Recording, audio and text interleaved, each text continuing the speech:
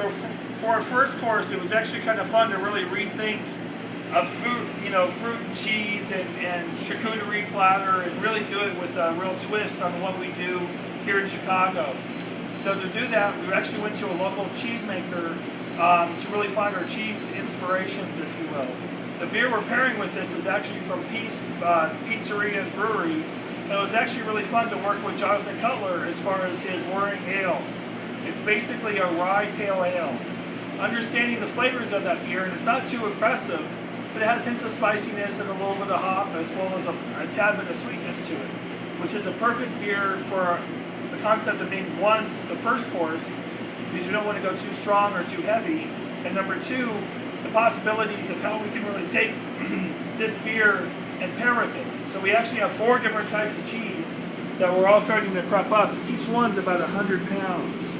So you can see the different wheels.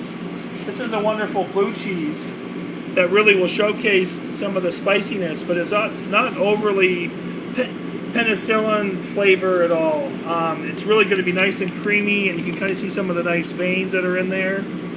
We also have a few other, this is actually an Abbey style cheese from Connecticut that we were able to get. Very few places actually do a real style Abbey cheese. Being brewers and flavors, this has a wonderful consistency and nice rich butteriness to it, with a nice kind of hint of real rich, kind of creamy, sticks to your tongue, great texture. To go with that, we have a spent grain cracker, and we also have a spent grain bread custom made for us. We use some of Goose Island's malt to actually make that happen. We also use some of the malt that I use in my small wort that I made. Also kind of fun with this, we actually took Cascade hops, which are known for a very intense kind of citrusy, grapefruity kind of like flavor, and we mixed that in with local honey. In that, we actually made a bitter and sweet honey, so you actually get the yin and the yang, if you will.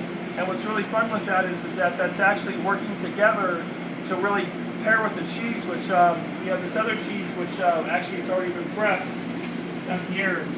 This has a nice kind of a stinkiness to it, so that sweet and bitter with the stinky actually kind of takes that all away, if you will.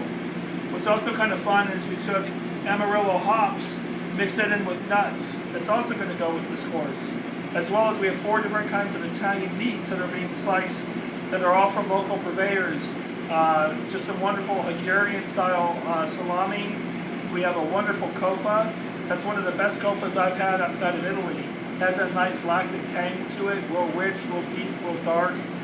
We have a spicy and mild on that. We also have a local shrinken speck, which is more of a Polish style kind of ham that's raw but cured and smoked, almost like a prosciutto. Very smoky, real rich in flavor. And then we also have a wonderful duck loaf, which is a deboned duck that's been re-put back together with the skin, tied up and roasted, and then sliced almost like a turducken, but no extra, just all duck. With that, we also did some jams. We did a Rodenbach Grand Cru and rhubarb jam, and we also did a New Belgium Airsail into a beer jelly. Has lots of peach notes to it. The Rodenbach, which is kind of nice, is that you kind of play up that strawberry rhubarb, classic combination, but with a very adult twist.